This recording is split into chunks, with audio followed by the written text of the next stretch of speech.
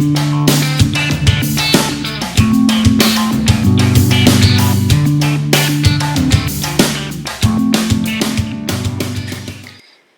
and welcome to the Stronghold podcast. I have an excellent guest today, an alum of the podcast, Brazilian Jiu-Jitsu black belt, ADCC professional, gold medalist as of yesterday, Robert Degle. Degle. Yeah. Degle. Robert Degle. What's up, man? Welcome back on the podcast. It's good to have you. Yeah, thanks for having me again. Just competed at ADCC Singapore yesterday and won the 77 kg division, which is nice. I weighed in at 71.5, so I was probably the lightest person in the bracket, but I hate cutting weight, so. Yeah, the weight difference didn't seem to bother you. I think you had 3 inside heel hooks. Each was like a minute and a half or 2 minutes or something like that. Yeah, I think the total mat time was under 3 minutes. So the first match was probably, it might have been a little over 3 minutes, because the first match was probably a minute and a half. Second match was more like 30 seconds, and the third match was the longest. I think that might have been a little over a minute and a half. So yeah, a little over 3 minutes in total. So yeah, pretty quick. Not how I was expecting the tournament to go, because when I looked at the bracket, there's so many, all the people I went against, I think are very good, and there were so many good people in the bracket. I thought it was going to be a much more grueling weekend, but I'm glad it wasn't. Yeah, well, you got to love getting those quick taps. It's a quick day in the office. Yeah, man. Yeah. So give me your thoughts on the matches. We were saying before the podcast about how much the scene has gotten bigger here. I think there are 300 people, even kids, which was cool. And the kids ADCC was really interesting because in the IBJJF format, the matches are only, I think, 2 minutes long for the kids. These are 5 minutes, which is like an adult white belt match. Yeah, even for the 7 or 8 year olds, which is pretty interesting. Yeah. Because a lot of the kids aren't used to training for 5 minute long matches. And you can ankle lock and stuff. Oh, yeah. So we were teaching single X ankle locks to 7-year-olds, which I thought was really, really fun. But what was your take on the competition, man? You had a stacked bracket, and how did it feel out there? It was good. I mean, there were a lot of good people in my bracket. It's always good to compete under actual ADCC rules. Those kinds of tournaments are not as consistent as you'd like them to be. It's considered the most prestigious tournament overall, but it's not. It's kind of growing in popularity, the rule set, but it's not, as of right now, the most popular rule set. So it's always good to compete under it. And I thought the tournament was good. I mean, some of the refs were definitely a bit inexperienced. So, there's a learning process there. But, they'll get better in time. Overall, I thought it was well run, And yeah, it's also just great to see Nogi growing in Singapore.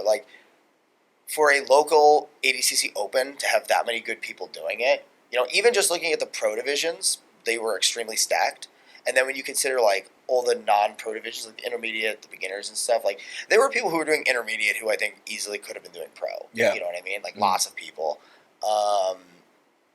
Yeah, not sandbagging or anything like that, but just because the skill gap is growing, right? It's really, really wide, right? So it's tricky, right? Because you have in the belts you have 5 divisions, and then with the beginner, intermediate, and advanced you have 3 only. Mm-hmm. So there's a wider skill disparity between the people. I mean, what do you reckon? I told my students when they were considering signing up, white to 1 2-stripe blue would be beginner. And then 2 stripe-ish blue, somewhere in that range, to maybe mid-purple would be intermediate, and then mid-purple and above would be pro, or something like that. Yeah. So I'll speak to what I did.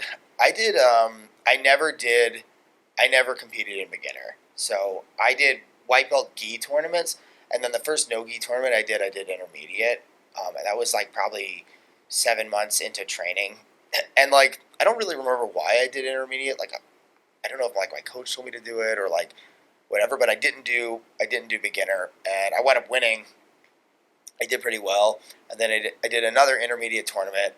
It was a Naga, and then when I won that one, the guys the refs there were okay, you can't do intermediate anymore. So I was okay, but I did not feel ready to do advanced, so I didn't do another no-gi tournament for actually a couple years. I exclusively did gi for a little while after that because I was still.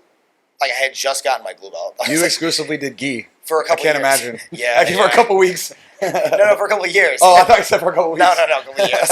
Yeah, because I was I won this. It was a local Naga. You know what I mean? And I submitted 4 guys, And they were like, "You're sandbagging." I was like, "I've been training for like 8 months. Like, you know what I mean? Like, I have not sandbagging. Like, and I did intermediate. You know, it's not even like I did beginner or novice or anything. Um, you know, and so like after that, I just did gi for a while because, like, for instance, that that Naga in the pro division, there was like Nick Pace, who was a UFC fighter, and I was like a 19-year-old blue belt who I've been training for like 8 months, right? Like, he would have fucked me up. He was a black belt. You know what I mean? Like. Like there was like almost no point to me doing advanced at that point, or like professional as ADCC calls it, right? So I just did gi for a few years, and then when I felt ready to do advanced again, I jumped back into no-gi. So like, yeah, I just did 2 no-gi tournaments early in my jiu-jitsu, and then later I just jumped right into advanced. And like, I don't know, like I don't think that there's like any way you have to do it necessarily, right? Like, it's like whatever you feel like you're ready to do. You know what I mean? Yeah. Like if you really want to do heel hooks, then you just do advanced. You know what I mean? Like if you feel like, if I have a student and I feel like they're, as long as I don't feel like they're going to go out there and get injured, I feel fine with it. You know what I mean? Yeah. So yeah. Well, that was really interesting about the tournament too. Is I was talking to another student today while you guys were rolling or whatever, because he's mostly a gi guy, and he's been doing gi for like 8 to 10 years, maybe longer, because he used to train with me back when I was at Trifecta. And he's like, "Oh yeah, I think I'm ready to start doing some like knee bars and some toe holds and stuff." And I'm just like, dude, like my white belts do that stuff. It's so bizarre because in the gi you only do those things at brown belt and above. Yeah. But now the game has changed so much. Even everybody in the can you toe hold a knee bar in the beginner? I honestly don't know the rules. I know intermediate you can. Intermediate you can for sure, because there were a couple of my students got toe hold finishes. So I know, and you can reap and you can do all of that stuff. I can't imagine doing jiu-jitsu for like 8 years and never doing a toe hold. Yeah. Or a knee bar or something like that. The game has changed so much. Like, what a crazy way to spend so much time not learning any lower body submission other than a straight ankle lock. Yeah, I definitely think that they should be allowed earlier on. I mean, there's pros and cons to it. I think the big con is that like if you like wait to learn them until you're a brown belt or whatever, right? By that point, it's like there's such a skill gap there, right? Where like you've never worked on these techniques before, and then you're jumping into divisions where they're allowed, and it's like it's so difficult to like catch up to other people that have been doing them. From the beginning. Yeah. It would take so long to build that gap. Yeah. Or bridge that gap.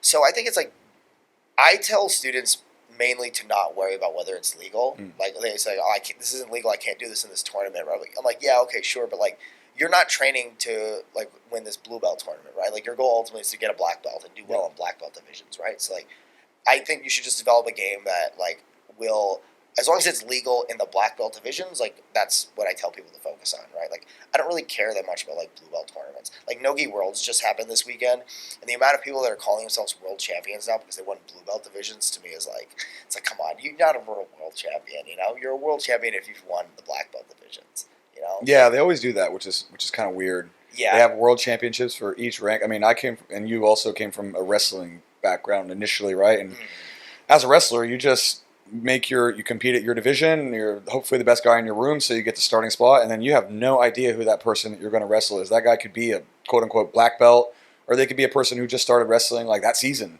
or whatever. And you're just like, you either get smashed or it just is what it is. Yeah. So when you're a national champion or whatever, world champion in wrestling, you're the world champion, the best in the world at your weight class. Yeah. But jiu-jitsu, which I guess I'm okay with it, right? You divide it up by the belts or whatever. But yeah, it's weird to call yourself a world champion when you've been training jiu-jitsu for like 3 or 4 years.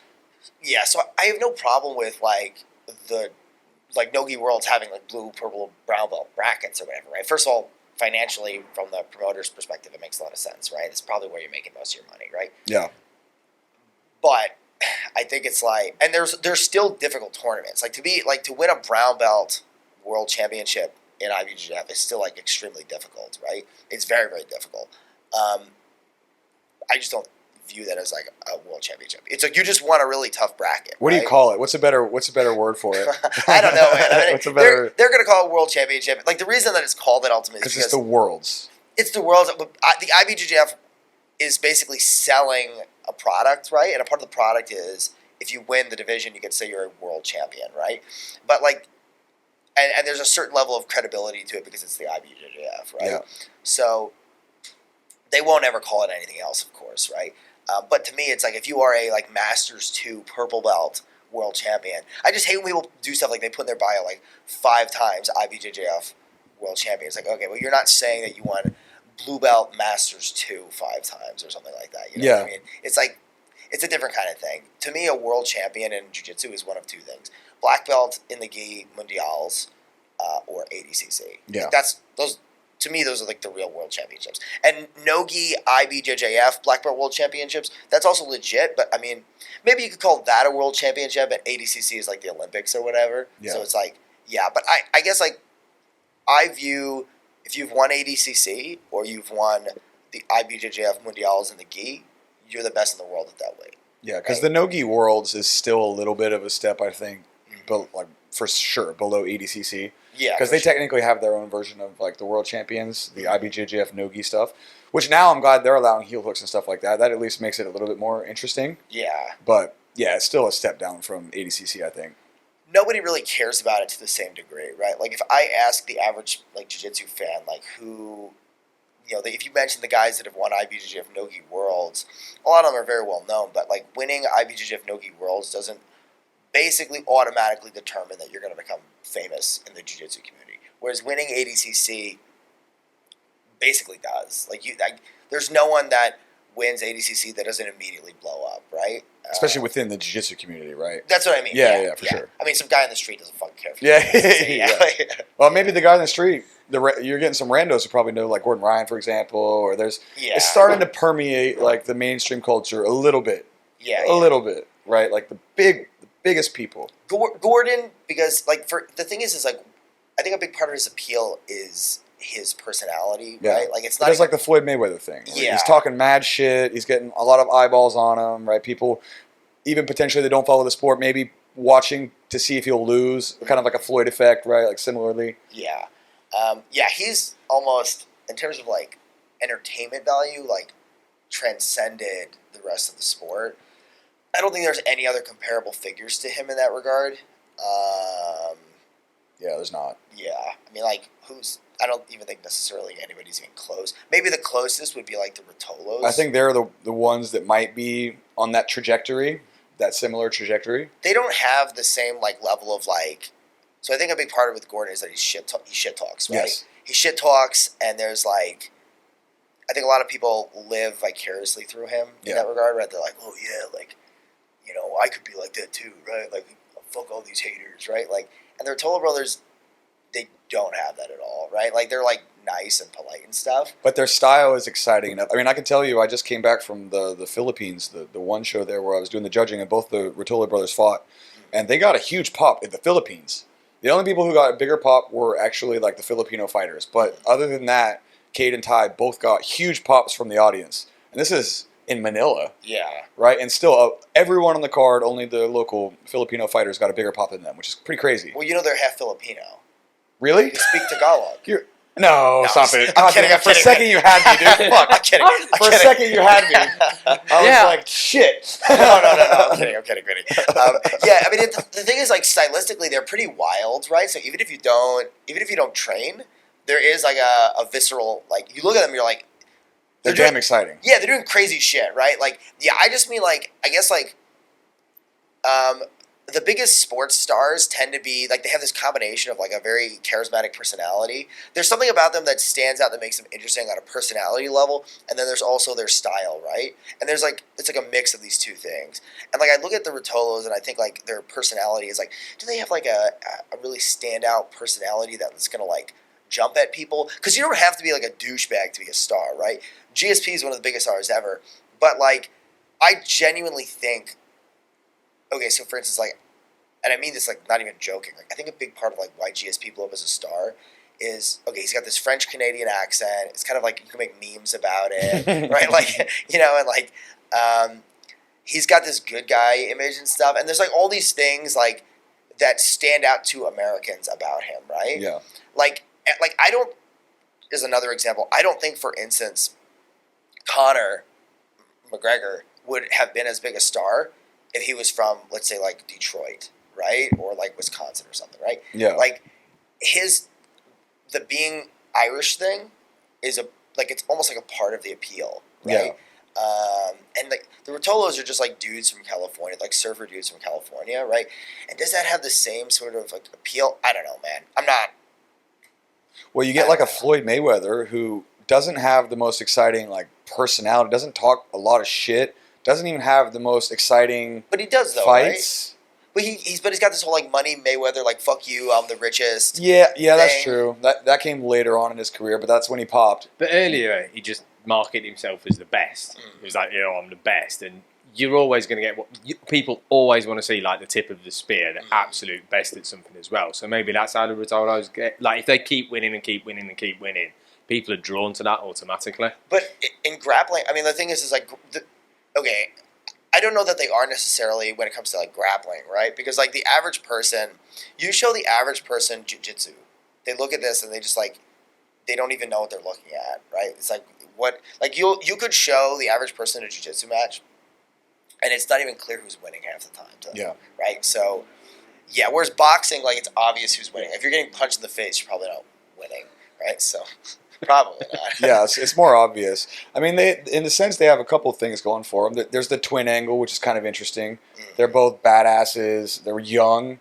You know, they're good looking. They're twins. They've been training together since they were young. They have these like videos on YouTube of them beating the shit out of each other. Have you seen some of those videos? No, I haven't. Oh man, you can watch videos of them training in their garage. But they're like little kids, right? No. Oh. They're beating the shit out of each other. Like they're Recently. clubbing each other hard. Like nasty rolls. Yeah, nasty rolls. I saw one in the lead up to ADCC where I was just watching like the promos that they had. Yeah. And Cade and I don't know which one. One of them almost threw the other one into like they had like an air conditioning unit, and he was like, "Dude, what the fuck?" Yeah. Like, so maybe that was one of them or something. Yeah, some of those videos are crazy. Like they have some crazy training sessions, and you know they're fun. I think that they're on that sort of trajectory. I mean, other than Gordon, I guess they would probably be the most prolific, especially after ADCC. Like because Cade submitted everybody. Gordon didn't submit everybody. Yeah. Right. So I mean, there's definitely that, and he's 19. I'll tell you who I think actually. This is not a person who even necessarily exists yet, but I'll tell you who could have appeal at the level of Gordon. If you had like a really hot girl and she won ADCC, like that would, I think that would. Yeah. I mean? Yeah. Like if Danielle Kelly, if she won ADCC, I think she could potentially, right? Do you get what I'm saying? Totally. I mean, that was like Ronda, right? Yeah. I mean, Ronda Rousey was a beast. She was destroying everybody. She's beautiful. Like, she came in, finishing everybody in the first round. Yeah, for sure. You could definitely have that. And we want to, like, pretend that doesn't matter, right? Come on. I mean, if you care about... If Gordon Ryan was fat, he would have much lesser of appeal. Well, he's fucking shredded, right? Like, but maybe if he was fat, he had the same personality, and he was still winning. With dudes, I think like it's Roy Nelson or something. If he was smashing everybody, yeah. And I imagine like a fat dude still talking shit and fucking everybody. That's true. That's fair. I think I'd like him better actually. Yeah. The beer drinkers all across America would rejoice. Yeah. The dad bods all across America. Yeah, but and for better or worse, obviously, with female fighters, there's there's a lot of things you can criticize about this, but like there definitely is like if you're better looking, it's gonna help you build your brand, right? Especially in a male-dominated sport, 98% of the people that watch it are men. Yeah. So to pretend like it's anything else, is it fair? No. Is it? But it is what it is, Well, right? It's just the situation. Yeah, you know what's funny though? Actually, Gabby Garcia. I was checking like follower counts once. I was just bored, so I was seeing like who has the most followers in jiu-jitsu. And I don't know if this is still true, but when I checked, Gabby had more than Gordon. Really? Yeah. So maybe I'm actually fucking completely wrong. Maybe. Jake, can you do a little internet research for us here on the Check on Instagram? my phone. Yeah. So you've put the Christmas tree in the way of the TV, so no, I can't. Oh, sorry. Sorry, it's Christmas, everybody. Almost Christmas. I can check on my phone. I mean, even if they're close, that would be crazy. I'm sure she's still close. Yeah. Because so she has a star appeal, which is like it's the weirdness aspect of it. Yeah. Like, and she had those fights in Japan against those like old women. That old woman was brilliant. The woman who ran across the ropes like she was a professional wrestler in the middle of an MMA fight against Gabby Garcia. She was about 45 years old. Okay, Gordon Ryan, 69K. I'm only saying that because I'll forget the number the second it disappears from in front of my eyes. So you two remember the number. 690. 690K. Yeah. 696K. Okay. Oh, okay, yeah, that's a lot. Let's see, Gabby. Gordon, he's probably had an account or two deleted though. I feel like in his day. Well, it was his main one was recently deleted actually. So maybe now Gabby definitely has probably has a more one. Plus, all the Brazilians love Gabby. They all hate they fucking hate Gordon. So I feel like there's a lot of Brazilian fans of Gordon now. yeah, I look at the comments. The silent majority, maybe. You know what I mean? I'm looking at the wrong Gabby Garcia. Oh no. The one I found has 9.3 million photos, but it's not Gabby Garcia. Yeah, no, that's Oh, not, it's not her that's not official, the same. There's another one. Oh, different one. Okay. Yeah. But yeah, there's a different appeal for sure. For sure. Because, like, Gabby there's, like, something about her that's, like, you want to watch it no matter what. Yeah. Like, even if you don't like what's happening, right? Like, you're like, it's so, there's, like, a novelty factor to it where it's like, has there ever been a female competitor in any combat sport? Like, maybe like, some Russian chick in, like, the 70s in freestyle wrestling that, no one's ever heard of nowadays, something like that, right? But, like, She's like a female Alexander Karelin or some shit. yeah.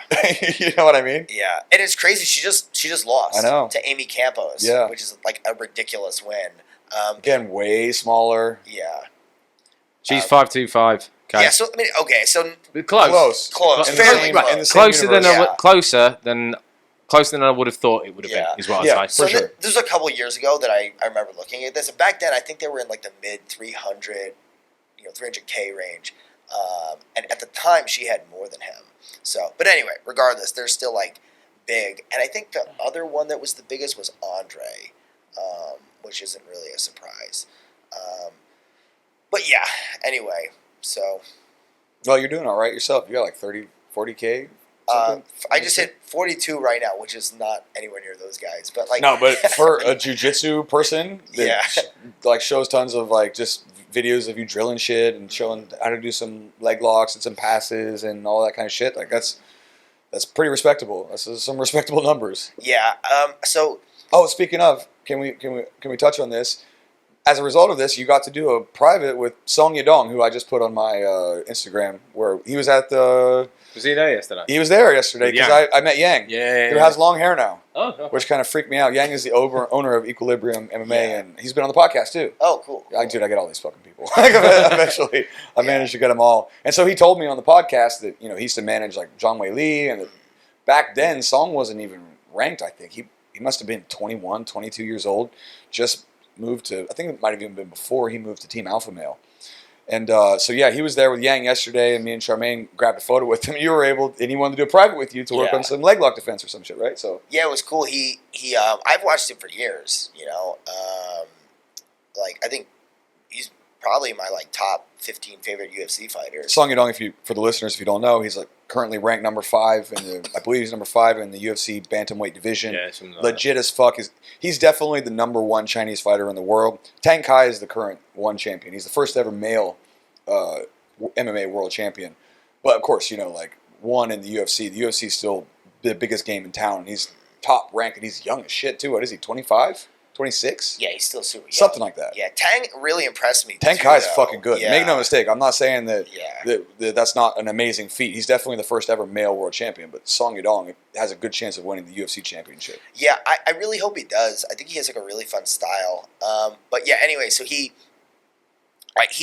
I've noticed he's like liked some of my posts before, but like I never like put too much thought into that because like people they see stuff and they like it all the time and whatever, you know what I mean? But then after I won the tournament, he came up to me with the owner of Equilibrium. Yang. Yeah, Yang, and he was like, "Can I do a private with you?" And I was like, "Fuck yes, you can do a private with me." Yeah, I was like, "That's sick." And so I scheduled it before the open mat at Stronghold today. I just went to Equilibrium, taught the private. It was probably like an hour and a half, 2 hours. Went over like a lot of leg lock defense, stuff like that. He's doing combat jiu-jitsu, the EBI. Yeah, he's tournament. doing this weekend, dude. I'm gonna be there. Oh yeah, with David.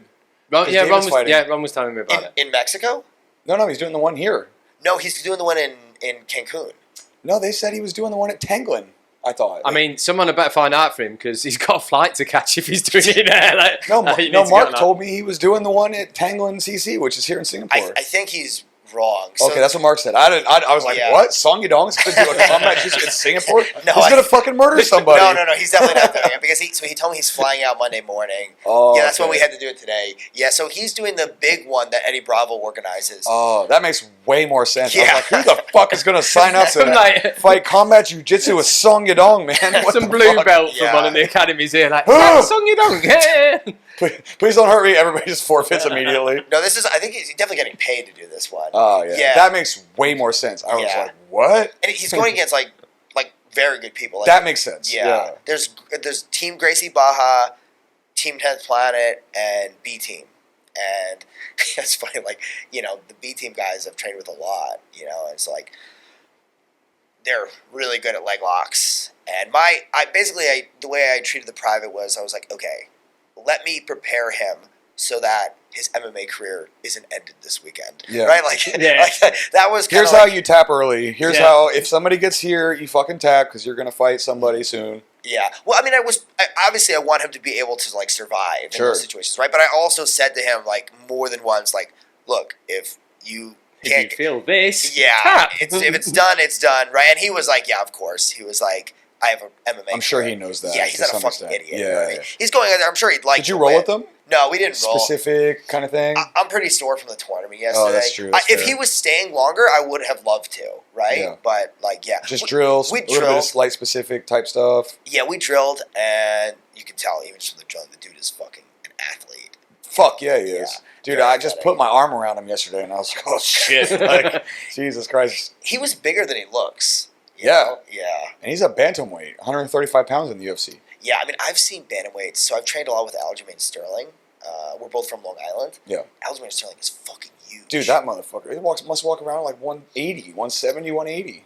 Probably, well, in between there. Yeah, I mean, Yeah. yeah, somewhere around there. Yeah. I'm in the ballpark for sure. He's definitely around there. Yeah, he's very big. He cuts a lot. That's why when he grabs people, like, even like Piotr Jan, like if he puts hands on people, like you can just tell they're like shit. Like the fact that they can't escape is just like, I mean, obviously he's technical and all that kind of stuff too, but goddamn, he gets big. Anyway, sorry about Song Yadong.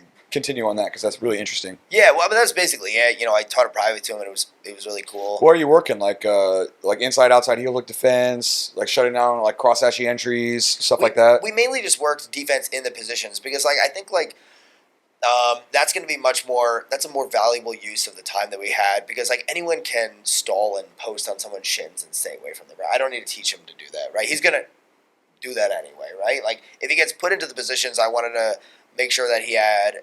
It's going to be a lot safer for him if he understands where the risks are, right? So, like, do you remember that grappling event where Cub Swanson had his knee destroyed Yes. by Jake Shields? Yeah. Yeah, and it was like, bro, it's like, And that's such a bad matchup. Like of all the people to have destroy your knee, Cub Swanson, a featherweight, going against Jake Shields, like yeah, and it's just like I remember watching that thinking like, bro, that like fucking sucks. that's Like brutal. you That's have 1 year. Yeah. 1 year, you're done. you have an MMA career, your actual career, and you go out and you get injured doing a grappling match, and it's like, and it could have been avoided had he known the danger he was in and just tapped, right? Like, Yeah.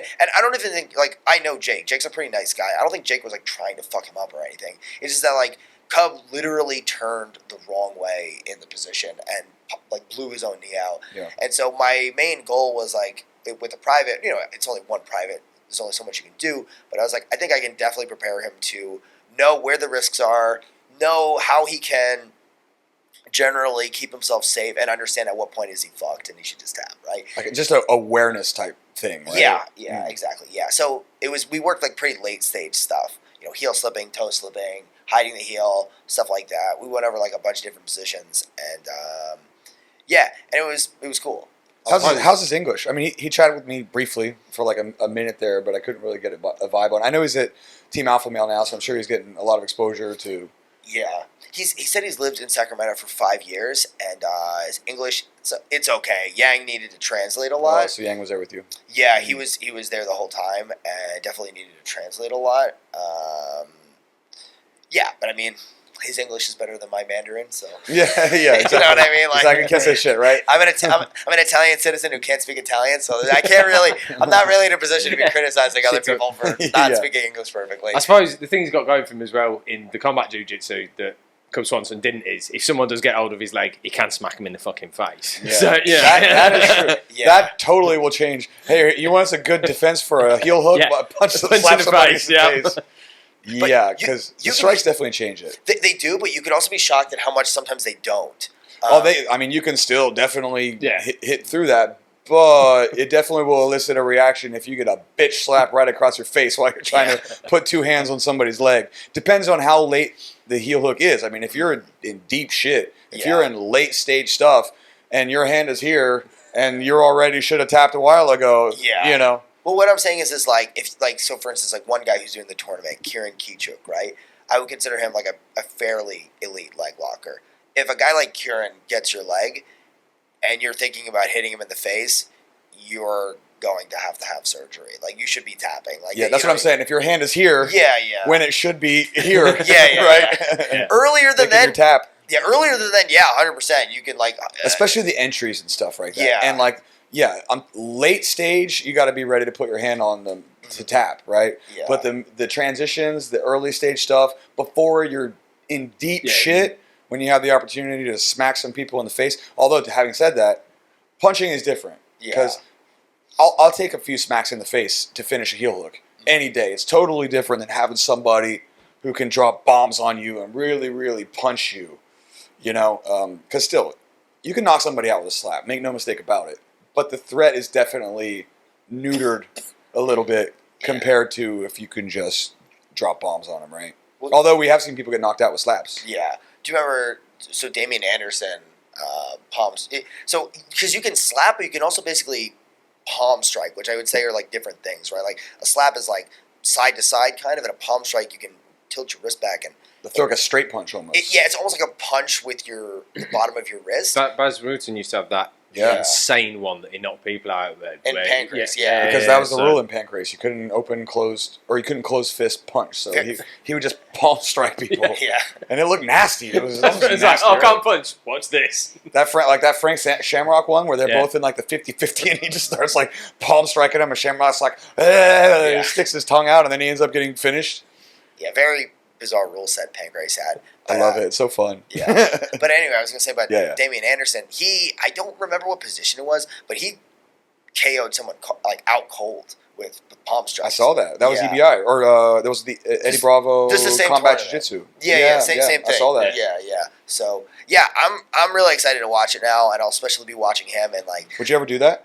I think I would. Like, I would only do it if it was actually EBI CJJ. If it was like that one specifically, like the most prestigious version of that. Yeah, otherwise, no. I'm not going to do like a local tournament where like... No, fuck that. Yeah, like... yeah, that's fucking like... It's not really worth it, I think. But if it's a big stage, yeah. But even then, it would depend like who I'm doing it against, right? So, for instance, if they ask me, they go... who's the featherweight champion right now? Volkanovski. They say, hey, Volkanovski wants to have a combat jiu-jitsu match with you. I'm like, no. And we're back, everybody. Sorry if this is an abrupt segue. I don't remember where we were before we ended the podcast, but the pizza arrived, and Rob and I have not eaten all day, so that had to be dealt with. So we had some pizza and talked shit for about 45 minutes, and now we're back. Yeah. And the conversations that we had are not conversations that we can have on the air, so those are for private time. Yeah. All right, so I know what we were going to do, though. I thought it would be cool, Rob, if we broke down some of the stuff that you did at the competition yesterday. The competition was yesterday. Before we talk about that one, let's go to the Thailand one, the ADCC Thailand. We'll talk about those, and like I'll talk about like changes that I made. So I got second place in Thailand. You know, I mean, it's not bad. I won 3 matches and I lost 1 in the finals. I haven't posted the loss, but I'll talk about it. Just if you don't post it, it didn't happen. You So, won't. It's all about the gram, baby. Yeah. So, but wait, what was it? Points? Just curious. It was a points loss. Like a pass or back take. What? I'll get that. Sure. It was a pass. Yeah, but I'll talk about like how it happened. Sure. Yeah. Let's do it. So which one do you want? So just scroll down. Yeah. Keep going. I've not got the best view, so be patient with me. No worries. Keep going just a little bit more. That's the Siam Cup from last weekend, but that's not the one we're going to look at. So I won that one. I had 3 matches. Keep going. A little bit more. Yeah, your Instagram is pretty fucking dope, though, dude. I wish I had the time and the patience. I have the time. I don't have the interest. I definitely have the time. I don't have the interest to So, update this much. Isn't it a lot of work? Yeah, do we can this? talk. Fuck. We can talk about that too. Like, I think like jujitsu guys, like marketing is something you gotta. Just pull that back in. It's true. I just so have go no a little, interest. Go a little bit more. Sorry, man. Sorry, I'm on That's right. Instagram slut. So keep going. Instagram thought. Yeah. So right here. Okay. Well, that's why you got 40,000 Right, just pull that. followers. Yeah. Pull that mic back in. Oh, please. sorry. That's right. Is this good? Yeah, that's good. Okay. So go to the one on the top right. That was my first match. Sure. Yeah. So watch that one first. This one's kind of like Oh, this is backside. maybe the least interesting. To cut across. But yeah, the entries and then the finishing, I thought would be a really interesting Yeah. thing for the listeners. So we'll start talking about this here. So what happened there is he went into my close guard, and I went K guard, backside 50-50 heel hook, and this guy did not want to tap, and there was a very loud pop right here. Ooh. Yeah, that was Close guard, he stands up. You get the gable grip behind the knee, K guard entry. The knee line is even free there for a second. for a second, but K guard is pretty easy to pull. Oh, I the guy see where it back went in. back in. Yeah, Because he had it out, and then you... Actually, you know who was talking to me about this was DC, who's the gym legend. DC, the guy who buys the beers for everybody at the okay. gym and all that shit. Okay, yeah, He that was guy. saying that one of the things that he observed about watching you was that, generally I teach more often than I should, and this actually made me reconsider some of the things I teach, is that generally I teach when something is gone, move to the next thing. But you're really good, particularly in your leg lock entries, about like, you have really good at like recovering the knee line. Yeah. At the level of leg locking that I'm at, which is certainly not your level, I will very often like bail to the back take or the sweep or the wrestle up or whatever after a failed leg lock entry. But you're really good and systematic about actually recovering the knee line like you did here. Yeah. Can you click on that one more time, Jake? Yeah. Because there's a moment here where the knee line is gone, and then you have a really nice knee line recovery. Yeah. But let me just touch on this. So pause right here. Pausing. I don't think I can. Yeah, there it is. Yeah, you can if you just click on it. So to comment on like when should you transition, like there are 100% times where you should just like give up on the leg lock. It's just not there, right? The way I think about it is like, okay, so years ago I was traveling and I was doing some thinking about like what do you need to finish a leg lock, and more or less to make it like really simple, what you need is you need the heel, right? You need heel exposure, right? And then you need to have your legs wrapped. Typically, you need. Sometimes there are exceptions to this, but usually you need your legs wrapped above their knee line, right? So, but if you think about it, the order in which you get that doesn't matter as much. So years ago, everyone focused first and foremost on getting the knee line first, which I still think is the best way to do it, right? But there are times where you can get the heel first, then get the knee line, or you can get the knee line, then get the heel, lose the knee line, and then regain the knee line, right? Which is what it looks like you did here in this clip. There's actually a more notable example of that later on. But yeah, so we saw this one. Can you just run through it one more time, Jake, Yeah, so I can see that? Because in the initial bite, there's a point where you have it here. Yeah, and here we went belly down, and Oof, dude, it was nasty. so Nasty. loud, and it's like this guy is Dagestani. They told me ahead of time that like he's not gonna. See right there, the knee is out, and then what do you there? I think did you just like stretch it? So there it was just like there are different ways you can pull it in. So if you have a gable grip with a K guard, so go back. This one again? Yeah. So if you want me to go through that, Yeah, I'd love to see how you regain the knee line here. Like just So just get ready to pause it we'll have to pause the exact words. Okay. because you can see right here it's out. Here, pause. Right, yeah. Yeah. So unfortunately the I know that play button's in the way. Yeah. But so basically, I'll just describe what's happening here, right? So if you have like a gable grip on their ankle for the K guard entry, right? It's actually very easy to hold on to their leg as they're moving, and so then you can, as they're moving away from you, you can pretty easily pull, Just extend and hike up to recover, and then drop your lower leg, or hit play and stop in a moment when I say so. So play. Alright, so just go jump back across. Yeah, sorry, I know it's Yeah, that's great. kind There of you go. tricky. And right here, pause again. Pause. Okay, so right there, I know. the play button. So like, If you're listening to this, the play button on the Instagram video keeps popping, and it directly obscures the view of what we're trying to talk about. next time, send us the videos. Yeah. Anyway, so I have the heel hook here, and here is, as long as it's tight, you can still pull and straighten out your body, and then drop your lower leg to regain the knee line. Right, I see what you're saying. Yeah. So you were basically understanding it, but just to go into depth, that's what's going on there. And then we rolled, and like Rolling at this point, I think, is one of the possible defenses that can work, especially if you're willing to go out of bounds. But ADCC handles this completely differently than most organizations. ADCC, they don't stop you when you go out of bounds. Yeah, yesterday there were people that were like on the cement Yeah. off the mats, and they were like still letting him go like into the crowd, and I'm like, okay. Yeah, so ADCC is one of the only ones that'll do that, and for leg lockers, it's super helpful because I'm just not going to stop, right? So if the rule doesn't require me to stop, I'm just going to do the leg lock, even if we roll out of bounds. So yeah, that's what I did here, and this guy was super strong, but I was able to get to the heel hook on him. Yeah. So anyway, let's go to the next one. Okay. So we don't need to go over like everyone. If you click on that one? one, yeah, click on that one right there. So this is a match where I actually did decide, fuck it, I'm not going to leg lock this guy. So I had tried to leg lock him like 3 times, and his defense was really good. So I was like, okay, I'm just going to body lock him. So I came out. I used the leg lock to get the sweep, and then here I get a body lock. I force a half guard. He's going to get a knee shield back, but then I'm going to be able to pummel my hips over the knee shield into basically I give him a choice between mount or back control, and he turtles, so I take his back, and then I won off of points in this match. Yeah, obviously That's a nice move though. He tries to bring that knee shield up, and you were just right on top of it. Yeah, because basically in that situation, both of his knees are pointing in the same direction, so you can sprawl your hips onto that, and then that gives you like the ability to move forward. Because I think a lot of younger people struggle with the knee shield. Yeah. It can be, if you don't know how to pass it, that shit can give you nightmares for a long time. Yeah. So there, I have a body lock locked in, and when he went to using a knee shield against a body lock can sometimes work, especially if you're really tall, like Craig Jones. But this guy was not that tall. He was a shorter guy, and I think if they've got a body lock locked in, it's pretty easy to sprawl. And then there's a lot of like passing options. Like you could do like a similar to like a leg weave or a dope mount type situation. Yeah. Or here, what I did was I went to the back. So I wanted to show that one because I was very focused on doing also like working on things that aren't just leg locks, right? Like, and in that situation, I think that coming on top was the correct choice. I had tried to heel hook him a few times. He defended well. I wanted to move on to something else. So, yeah, I did.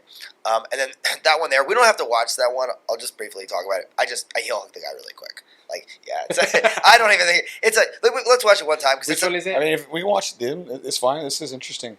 I think it's good for people that are watching do this. And I know you've been developing your body lock passing because you do it to everybody in the gym. So it's something you're really working on is that body lock passing. Is that because it shuts down the hips and shuts down a lot of the leg entries and a lot of the ability for people to get in on your legs too? Yeah. So I think that the body lock is one of the best passes for no-gi because in no-gi, one of the big problems when it comes to guard passing is like that you don't have the same access to grips that you do in the gi. So how are you going to hold someone down as effectively, right? And the body lock is a way that you can use closed wedges, right? Connect your hands around their hips and really easily control their movements.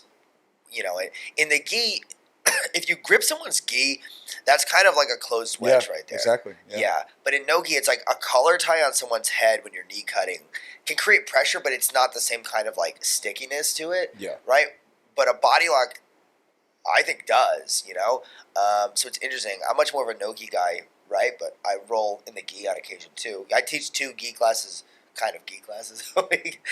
I let the students wear gi if they want. So almost nobody does. But it's kind of a gi class, yeah. No, you said it's just you and the gi and everybody else is no gi. Yeah, I wear a gi, so it's sort of gi. But anyway, I'll roll in the gi and roll against people in the gi sometimes. And there I find body locking is... You really don't even need it. There's honestly better options like gripping the pants and stuff like that, gripping the belt, tight waists. I think it's not really the best option in the gi. But in no-gi, there's very few things that are comparatively like sticky in terms of like strong connections you can form to another person. Then right? when you can connect your hands. I mean, that's pretty much it, right? Yeah. That's the only closed wedge you get, really, because you're not grabbing sleeves, you're not grabbing the belt, you're not grabbing the lapels. Yeah, for sure, yes. So it's a really strong pass. And it shuts down, like you said, their ability to enter into legs on you. If you have a body lock on somebody, they can't leg lock you because their hips are shut down, right? They can't go K-guard because they can't invert, and they can't elevate you meaningfully into like ashigarami or anything, right? Now, there are sweep options. They can still hook sweep you, like Sumigeshi style hook sweeps. some people. But that requires getting under you a little bit more. Yeah. Right, and if you're really tight with that body lock and you're low on the hips, they need to get you up chest to chest a little bit higher in order to elevate. Yes. If you look at the two best I've ever seen at that are Sana Ikikuta, who's the only Asian male ADCC champion ever. He's a Japanese guy that won back in I want to say 2000 or maybe 2001. He won 77 kilogram division, and then John Satava, who's multiple time North American Trials winner. Never won or medaled at ADCC yet, but is super good at that sweep. And it's interesting because both of those guys use body lock passing. So they have good counters to the body lock pass, right? So I've always thought it was interesting that the two best people I've ever seen at countering the body lock with sweeps themselves play body locks, right? It kind of makes sense if you think about it. They probably teach their students, and then the people that they train with who get a really good skill at it, and then as a result, they develop the way to attack it, right, and to defend it. Yeah, of course. Yeah, it makes sense. So yeah, we'll watch this one quick. Which one is it? This one? No, the other, that one right there. Uh-huh. Yeah, this one people really loved because I was nice to the person. So, Double Koichi, Kani Basami, that's one of my favorite entries. So pause it right here. This is a new thing that I'm doing. When you do a Kani Basami and you're on the bottom, you get what's called a bottom cross ashi, and then from there, a lot of people get crushed because they don't know how to disperse the pressure. Yeah, because the trick here looks like it's going to be getting the hips back to the mat. It's with their weight on top of you. Yeah, for sure. Yes, that's your goal most of the time. It's not what happens. And the problem, it seems like, because I do get stacked like that sometimes and have trouble redirecting their hips to the mat. Yeah, there's a couple different things you can do, and that's probably the main one. That's actually not what happens here. There's a couple different things, but yeah. Anyway, I'll say that I don't want to break this one down too much yet because I'm making an instructional on it. But so I'm an instructional. I'm going to talk about what I did here. This is a new thing that I'm doing, which is not. So on my old Kani Basami instructional, I show the classic way, which is I've been doing that method for years, right? But I think there are certain shortcomings of that method, specifically that it requires you to gain access to both of their legs. You got to grab both of their legs, right, in order to put them down in the old way, which we can look at in. I hit it in the finals of ADCC Singapore. This new way that I'm doing things, you only need one leg, and sometimes that's all you can get. You'll see in the other two matches in ADCC Singapore, I only get one leg. So, and a Kani Basami for the listeners is like a leg scissors type entry into the cross ashi. Yeah, it literally translates to crab scissors. I didn't know that. Yeah, Kani is crab. Yeah, so it's I guess Japan is a very seafood culture. So yeah, crab scissor. Yeah, there's another move that I call an ebi basami, which is shrimp scissors. That it's similar to the Kani Basami, and I was I'll just call it that. Yeah, keep the seafood theme active. So can we throw this back on there, Jim? Yeah, we'll just finish it, and then I get the heel hook, and what's notable here that a lot of people really liked. So I catch the heel, and you see I look up. That's nasty. I mean, it's so deep. Yeah, the fact that he doesn't tap is crazy. Well, he does. I mean, the fact that he did it in that exact moment when you have the heel, you're so deep on it. Yeah. The hips are right outside the knee. Well, so you're saying you literally saved that dude. Yeah. You knew. Well, there's a story there behind that. So basically, I get the heel, and as soon as I get it, I hear his coach screaming to tap. And you see, I look up. I look at the coach. And I'm making eye contact with the coach. Coach is tap, tap. And I'm okay, I broke, or maybe, I don't know if I broke, but I popped the last guy, right? This guy's coach is fucking screaming to tap. I'm okay, he's going to tap. So I just waited. I didn't apply any pressure, and I let him tap. And so... No, you saved that dude's ACL. Yeah. Or whatever ligament you would have torn if you had just gone for it. Yeah. So if you look at... Because that's as deep as it gets. For sure, yeah. It was done, 100%. Yeah. It's funny, if you look at the like ratio, the one where I was nice got way more likes. So, which, I guess... Turns out... Yeah. I thought Instagram was a toxic place, and they would only go for the fucking evil shit. It's probably a good thing, right? It shows people like niceness, yeah. But the only reason I didn't break him is because his coach was yelling to tap, and then he tapped, right? If you don't tap, the competitor who has the joint lock, what are they supposed to do? They have to finish the joint lock, right? Yeah. So if he hadn't tapped, I would have finished it, right? But fortunately... Are there times that you, in competition, should have broken and maybe someone got out of something because you were being nice and instead, you know what I mean? There have been times where I didn't injure people because And they got out and you lost or something like that? I've never lost after that. There've been times where I've had heel hooks, people have gotten out and then I've lost. But the only times I've ever gotten a heel hook on somebody, then deliberately not blasted it, I've won after the fact. So I'll give you 2 examples. One was I had a match with a 15-year-old kid. Yeah, so he entered the adult. He's never gonna tap. Yeah, so he entered the adult advanced division, and I got him in cross-ashi, and I knew the organizer.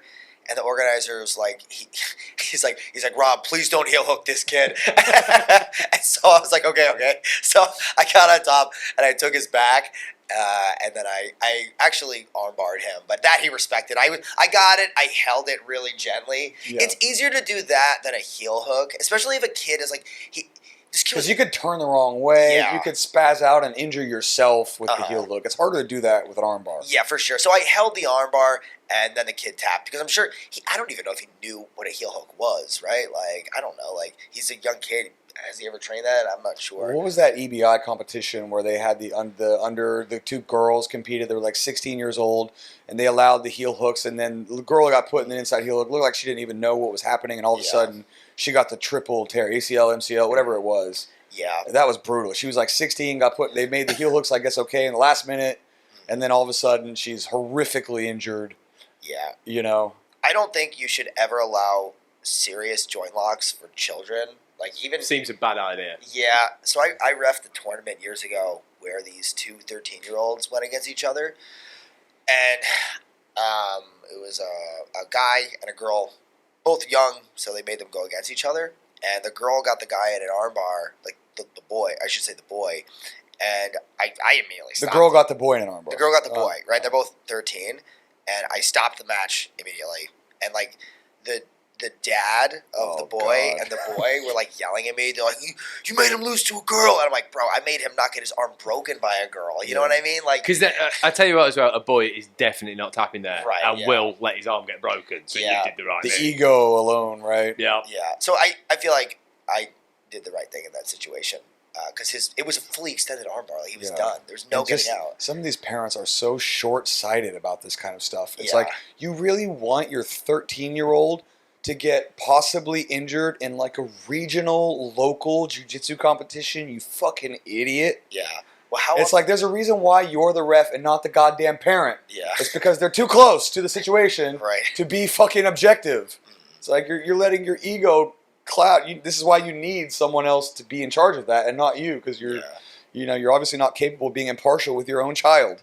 How often do you hear at tournaments like the parents of like kids saying stuff like "fucking kill him" or "break it"? And it's like, bro, they're like little kids. I dude. saw Like, it. I saw it yesterday because I had like 6 kids competing in the ADCC, and I won't say the coach. I'll tell you after. I'm sure you can probably guess pretty quickly though. Oh, no. So one of my students was competing against another student. You know, they're like 8 years old, or 7 years old, or whatever. He has him in an arm bar in the guard, and then he pulled guard, had him in an arm bar.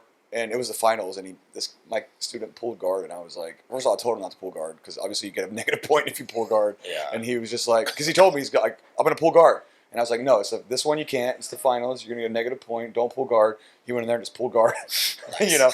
But then he managed to get him in an arm bar, and he's getting it, and he's kind of cranking it, and they're in the middle of rolling, where he's like rolling through, and then the referee stopped the match, and then the coach just kept being like, hey, ref, what the hell? His elbow was out. He just kept saying his elbow was out. And I'm like, dude, they're 8 years old. Does it 8. matter? He's in the middle of like rolling out of it to try to see. He'd had it on for like 5 seconds already, and he's scrambling and he'd already let it go on for a while. Right. And it's like, maybe the elbow was out, but for a split second in the middle of the transition, it's just like, don't so dumb. yell at the referee over this. Like, he's 8. Just fucking chill out. Yeah, it's pretty dumb, man.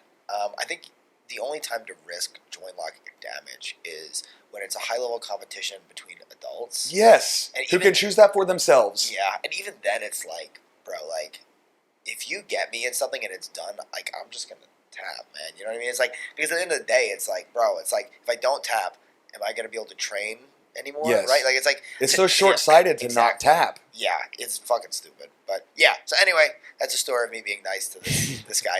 Well, actually, were you surprised yesterday? Sorry, just to go back to that point for a sec. Were you surprised yesterday at the amount of injuries that I saw? There were a lot. A lot of people weren't tapping when they should have. No, I'm not surprised. Really, I don't know how many people like holding their like feet, like getting crutchered out. Charmaine, my wife, who's been on the podcast a bunch of times, she managed to snag a bronze in the pro division, which was sweet, and she got her arm all fucked up and her neck all fucked up and everything. And Charmaine's arm is fine. You know, she just got it cranked a little bit. She ended up being all right. But the amount of people I saw limping around and like getting toe holded, and I saw a couple people with the heel hooks that were like late tapping, and I'm like, man, just tap. Yeah. Just tap. What are we doing? It's a local competition in Singapore. Just tap. But it's also ADCC Singapore. So I do think that there was I felt like going into that it felt like more important than a regular tournament. Like people, it's the biggest no-gi tournament that's ever happened in Singapore, I think. Yeah. I think that's fair to say. Yeah, I think so. It had the most people, it had the most attention. Mm-hmm. The divisions were the deepest of any no-gi competition I've ever seen in Singapore, and I've been in the scene since no-gi existed in Singapore, basically. Yeah. So it was, I told my students going in, like, you have to expect that this is not a regular jiu-jitsu tournament. Like, people are going out there to fuck you up, and you have to expect, like, a certain difference in aggression than a regular tournament. Like, yeah, and like I definitely felt that there. You know, it wasn't just a regular small tournament. I thought it was even more intense than the ADCC Thailand. Oh, also, I should mention the finals that I lost. Yeah, which I did not post. Yeah, okay, give us the story. Well, what was the situation? So basically, I'll start from the beginning, which is that I made a tactical blunder, which I now know how to correct because I asked Shenya after the fact, and he explained it to me. So, in the finals, you can't pull guard.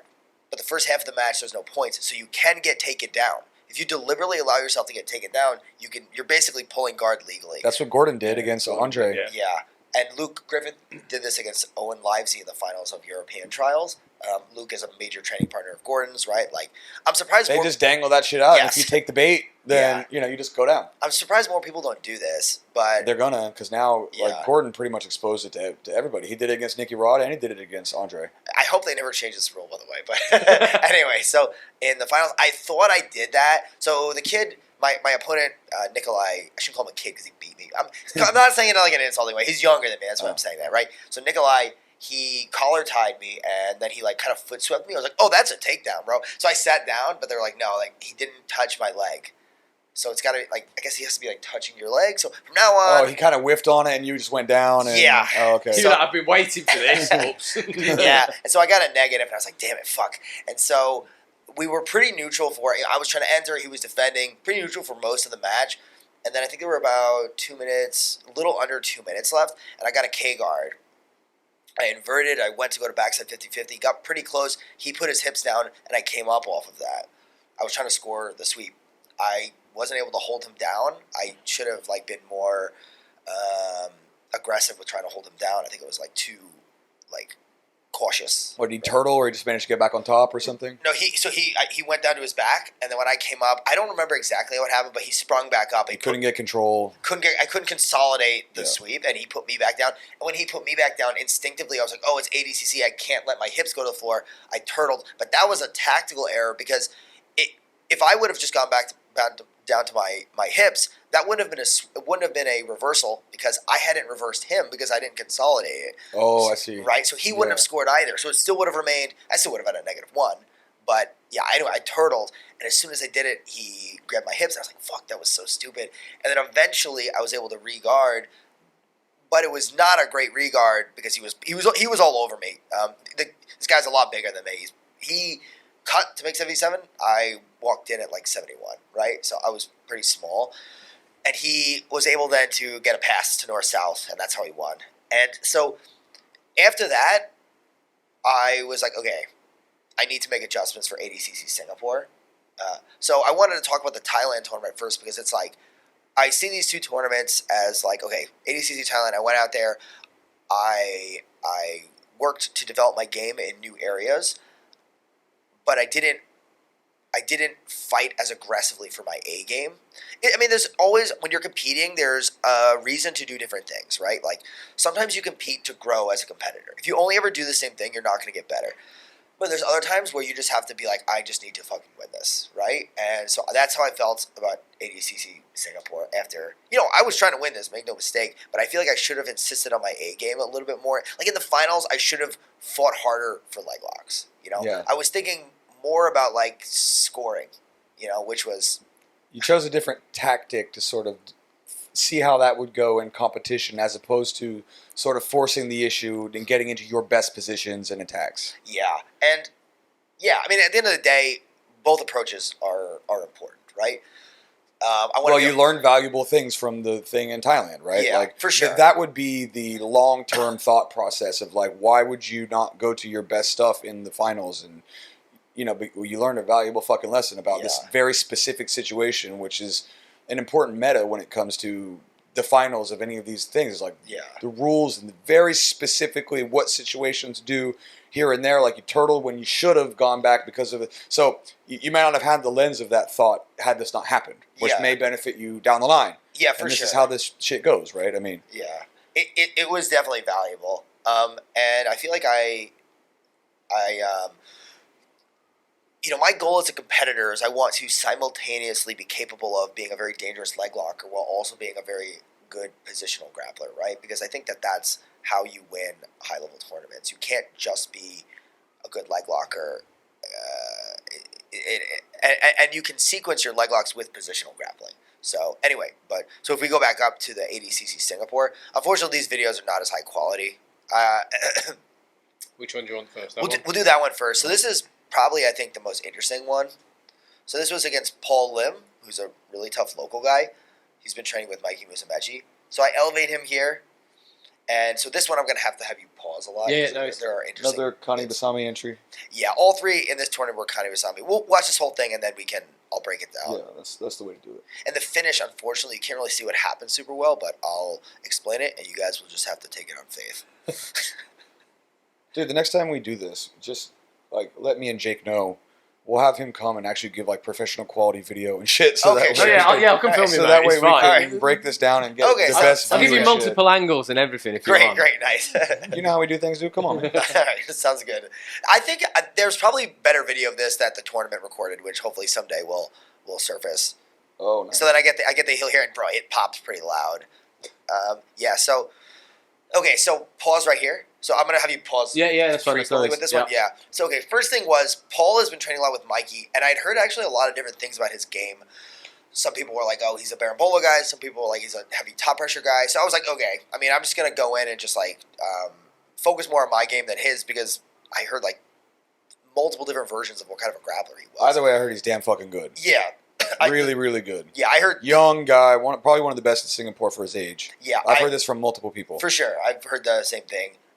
He's definitely good. He did it. There are a few moments we'll pause it and I'll explain. He did very good defensive things. Is he 20 or something like that? I think he's 25. 25. Okay. Yeah. So here, two brothers. They're brothers, right? Noah and Paul. Yeah, that's right. Noah's the younger one. Paul's the older one. Oh, okay. Yeah. So anyway, here, first thing first was I made a grip.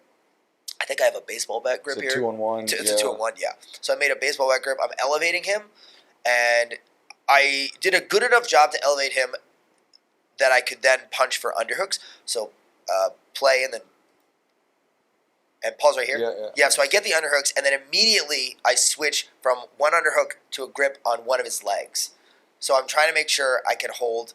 So the far leg, in this case his right leg, the leg that's to my left side, I wanted to make sure he wasn't able to pull that away. But even though I got the grip, he still does manage to pull it away if I'm not mistaken. And then I switched to hit play again. He gets it away. And now look, pause right here. So here, this is an interesting part. You can't see it super well. There's a little battle going on here where he is attempting to, his left leg is what I'm looking to entangle. He's pointing his left leg to the outside, okay?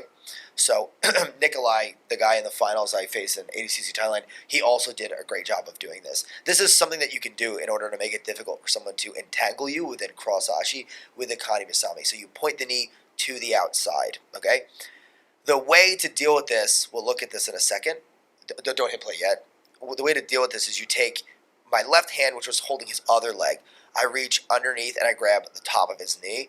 The guy I first saw do this was John Blank, who's a 10th planet grappler. He's He got 4th place at ADCC, I think in 2019. And I saw him do it at a local tournament where you reach underneath, you grab the top of the knee, you pull your hips up, and you can regain the knee line. So here, his knee is out of my knee line. So the knee is completely out of my knee line here. And hit play. Look at my left hand. See my left hand? See how I'm gripping? Yeah, see right there? See, that's what I'm talking about. And pause it right here. Yeah, see, that's the kind of shit I'm talking about with your techniques and your tactics for actually regaining the knee line. I always see you do that where you reach and you scoop through and you sort of like pummel the knee back through as you like elevate your hips. Yeah, so it's what I'm doing is I wouldn't even say I'm pulling the knee down, so to speak. It's like I'm grabbing, like if you're rock climbing, right? You grab the mountain. You're not pulling the mountain down. You're grabbing the mountain to pull yourself up. Right. Yeah. You're climbing with it almost. Right. Yeah. Exactly. I'm not gonna his foot is on the floor. I'm not gonna pull his foot down and then through the floor. Right. Yes. Yeah. That's ridiculous. What I'm gonna do is grab and use that to pull myself up, and then I regain the knee line here. Then, so here the difficulty now is my hips are around one leg. I don't have control of the other leg, and his foot is planted. So this is a situation where it's very easy for him to keep the foot planted, keep weight on the foot, and push my leg down and get out of the position. So hit play again, you'll see. So there must be an off balance coming. Yeah, so he does a good job here. I regain the knee line again, and we go back to the same situation. So pause right here. This is a good moment to pause. Look how high your hips are. Yeah, so if you look at what I'm doing with my legs. Also, you got a nice ass, dude. Look at that. Thanks, dude. I've been squatting a lot. Yeah, so anyway, okay. Here, my left leg? Yeah, it's my left leg. Fucking play button. Next time we take the raw videos. Sure. So my left leg is through his legs and is in the front of his torso. That means, it looks like a backside 50-50, but that's not really what this is. I would call this an opposite hip ashi. That's just a name I came up with to describe this position. It's superficially similar to a crisscross ashi, but they're very different positions in terms of functionality. Crisscross ashi you can see, for instance, in Masakazu Imanari versus Jeon Silva. That's an old cage rage fight. So if you look at that fight, you'll see crisscross ashi. I won't describe it here, but just go watch that fight. This right here is an opposite hip ashi, which is the other leg is on top, then the crisscross ashi.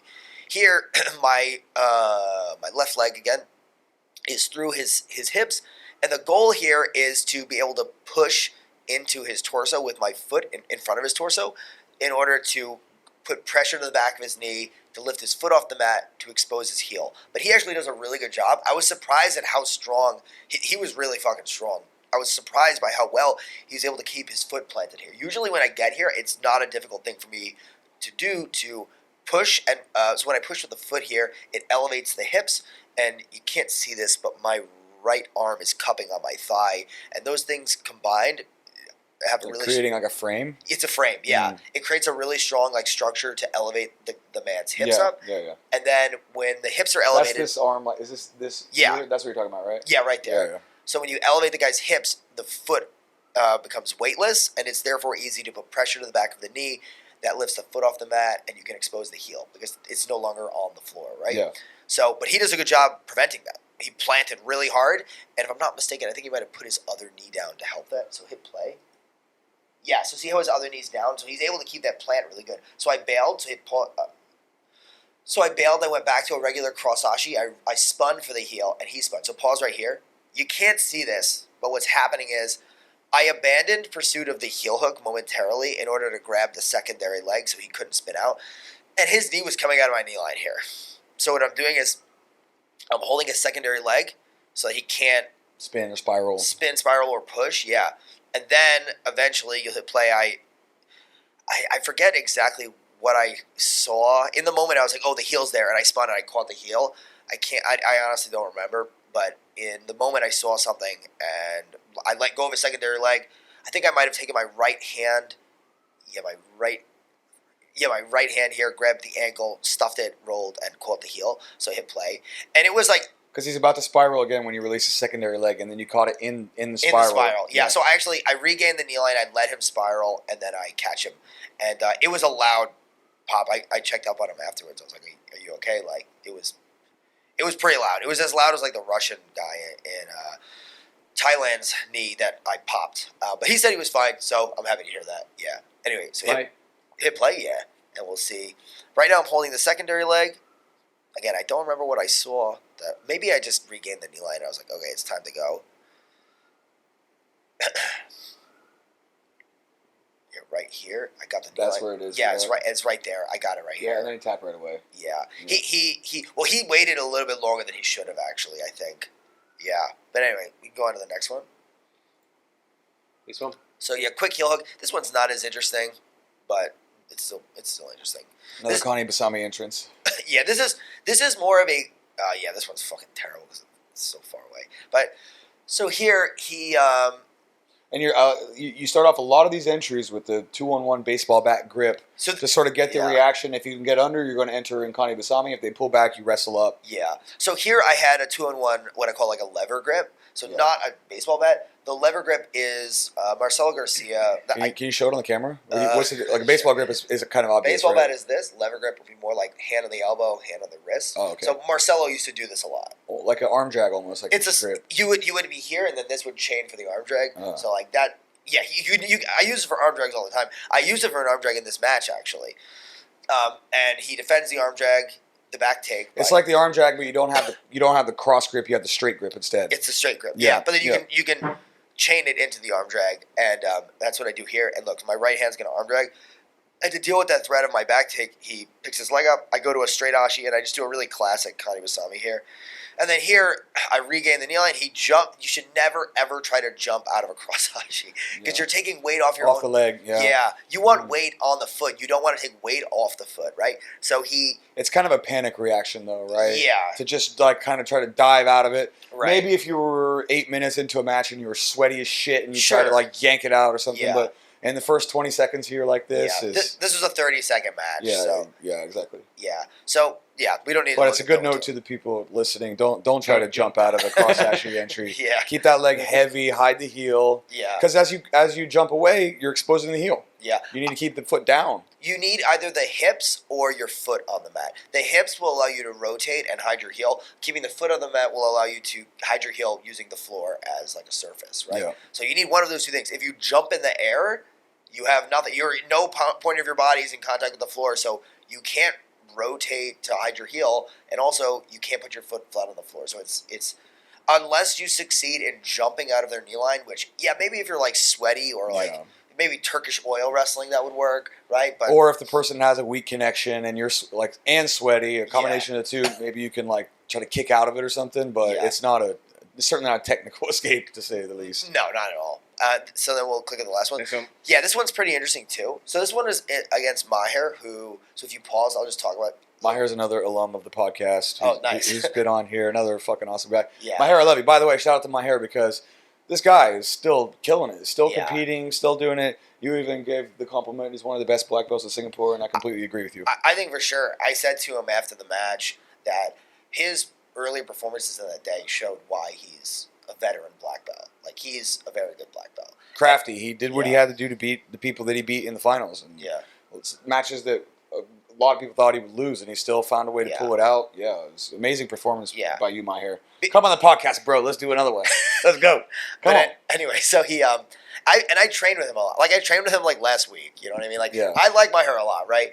So we'll talk at the end. We'll talk about that. Like, I was really glad he tapped early because I'm like, bro, I don't want to have. He knows what's up. He doesn't have the ego. No, like I know. Yeah, As long as he'll escape if he thinks he's good, and when he knows he's fucked, he's going to tap.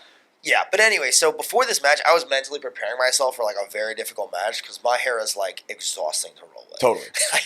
I've competed with him too. I know. Yeah, he's like a tank. He never stops moving, and he's literally exhausting. So good pressure too. Really great pressure. Yes, he in an earlier match against another like pretty good leg locker. He just fucking put the pressure on the guy the whole match, and you could see at the end how exhausted his opponent was, and he's just a stud. Knows how to use his weight really well. Yeah. But anyway, so here it's the finals. This time I successfully sat down without giving him a negative. So look at what I do. Did he give you a cheeky takedown? And you baited it. Look at what I do. I was coaching on the opposite mat at the same time this match happened, so I was like trying to watch you, but also coach my student. Yeah, it's the most ridiculous. Like, I give him my leg. Did you look at Shinya and just give him a wink afterward? No, I'm not sure. Maybe. Like, here, hit play. And look at it. So I go, and then my hair! My hair, come on, bro. So I hit pause. I think because the thing. So what's funny is if you do that, I've been told if they don't take it, that can be seen as passivity. So it's like if you just, it's kind of like the dumbest thing ever. You're like, what if you're like, oh, I was trying to jump for a flying armbar? Okay, yeah, right. So like, yeah, Cheeky, but I mean, fuck. no, I mean like the guy who doesn't take the leg is passivity.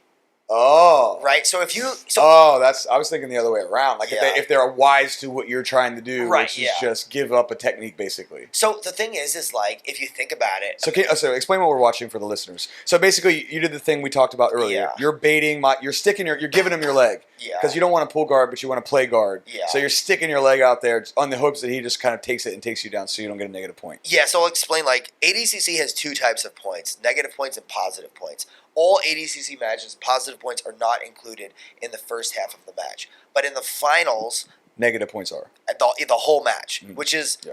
it's kind of strange and it leads to some very weird matches at times, but that's what they decided to do. That's how it is. It's always been like that. It will probably always be like that. But if they didn't do it, you also have weirdness, because then you get these wrestling matches, which are like, Well, that's what it creates that. yeah. Oh, right. Yeah, That's yeah. what I meant to say. Yeah. So here's a fun ADCC trivia fact. Marcelo Garcia never won trials. In 2003, when he did trials, he did not know in the finals that he could not pull guard, just like he could in all the other matches. He pulled guard, he got a negative, and he lost. He lost. Someone got injured and he got in and Yes. won. So so he lost the trials, and Which is crazy because that put Marcelo on the fucking map. yeah. And then he's a legend now. Yeah, it was because of his. So he won gold that year in the World Championships, and what happened was, so he lost trials, and this is all in his X Guard book. He talks about like he was super depressed and he got like really fat, eating like shit, and then so Dennis Hallman, who's an American, Dennis Hallman's another crazy trivia guy. He submitted Matt Hughes twice. Yeah, twice. Yeah. And he came out with that little Speedo when his Yeah. nutsack came out in the middle of the UFC fight. So whenever you watch that fight, just think, without that man, we would not have the legend that is Marcelo Garcia. But anyway, so like he just didn't show up to Brazil. Like who knows why? He just didn't go. And then they were like, "Fuck! All right, who are we gonna?" It was the day before, so they were like, "Who else are we gonna get to do this?" They're like, "All right, just get the guy who got second place at the trials in the city they were in. They were in Sao Paulo. ADCC 2003 was in Sao Paulo, so they got Marcelo, who just happened to get second place." And he talks about in his book, he goes, "I went into a sauna right away. He had to cut a fuckload of weight, and then he made weight the next day, and then obviously he won, and it was one of the most And spectacular." he submitted on everybody, didn't he? Yeah. No, he didn't submit Henzo second round, but everyone else, Everyone everyone else he did. Yeah, and it's great because in the finals he went against Otto Olsen, who's an American, really good wrestler, and Marcelo learned from his previous mistakes, and he legally pulled guard in that match. He figured out how to do it that time. Yeah, which is an important ADCC lesson. But yeah, anyway, so So that's what you did here. that's what I did here. So it was the first half, no positive points, only negative points. If you give them your leg, oh, he took me down, right? No positive points. Because Maher is also a good wrestler, and if he didn't take the bait there, and he had managed to pull this into the point rounds, this could have been interesting. Or For sure. you would have had to just maybe choose whether or not before the points came on you wanted to just take the negative points so you could play guard. Yeah, I wouldn't take a negative point willingly. So Like, then then Yeah. the landscape of the match would be completely possibly different had he not taken the bait here. for sure. I mean, like I think I would have done well regardless. Sure, I mean, the but points are- it would not have happened like this. No, of it would have course been not, yeah. different, and Yeah. the result may have been the same, but Yeah. certainly it would have looked slightly different, right? It would have been. I'll say this: much harder. Beating Maher by points is much more difficult than what I did because he's very tough. But anyway, so I'm able to pull guard here and here. So hit play. Yeah. I'm able to punch my way through into a half butterfly. Camera kind of goes out of the way. I go half butterfly and I'm controlling both legs. Okay, so pause. Sorry, one more moment. I'll tell you when I pause. Pause right here. Here's the Kani Basami. Right, I always see it. Once you reach for that hamstring and you get Yeah. that double grip, that's when the elevation comes in, and then you get to the cross hashing. So I think I'm the only person who does the move like this. So this is what I call a double overhook Kani Basami, where I have both my hands around both of their knees. The risk here is the counter is a rolling Kimura, so I never recommend doing this for lengthy periods of time. But for brief periods of time, if you can grab overhooks around both of their knees, it's pretty quick, so it doesn't take long to get it. And what you can do is you can control their knees temporarily with just your arms, which frees your in this case my bottom leg up to swing around and and get a cross ashi. And at the same time, when you get the cross ashi, you can continue to hold on to the secondary leg. He can't extract it and start crushing you.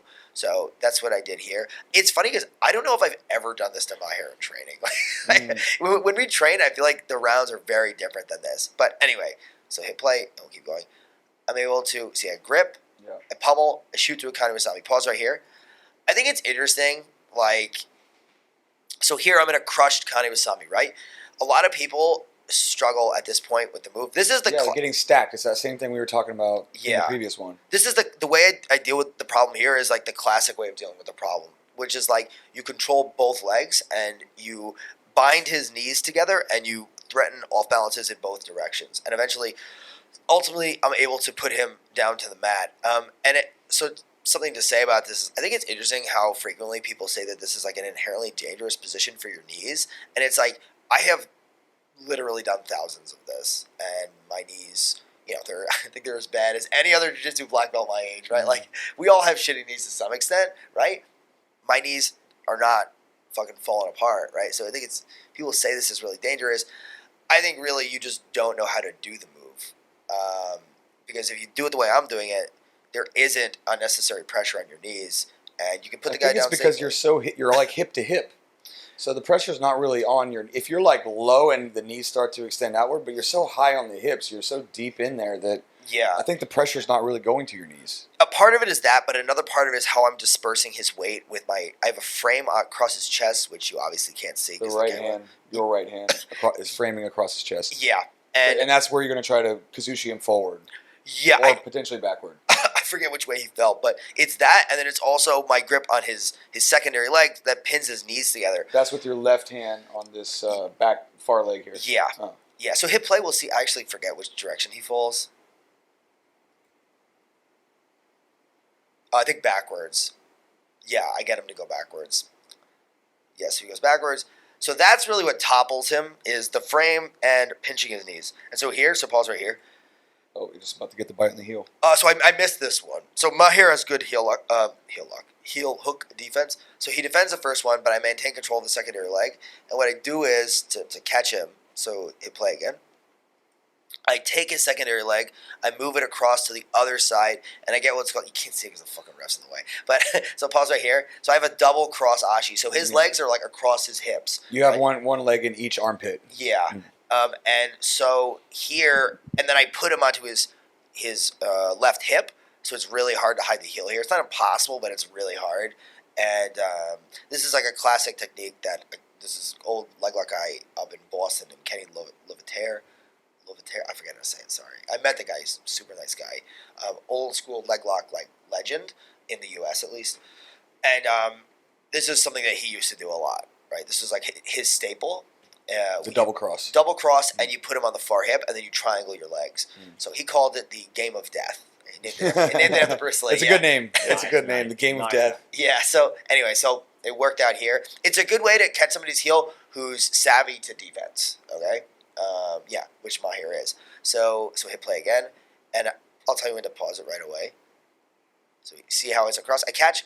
He tapped when I got one arm, which was the smart thing to do. At that point, it's so locked in. Because that double cross gives you so much heel exposure. Yeah. So much heel exposure, and there's no way to turn out. There's no way to spin. Yeah. Well, you because you didn't release the other leg, so he can't move. You can move if you are.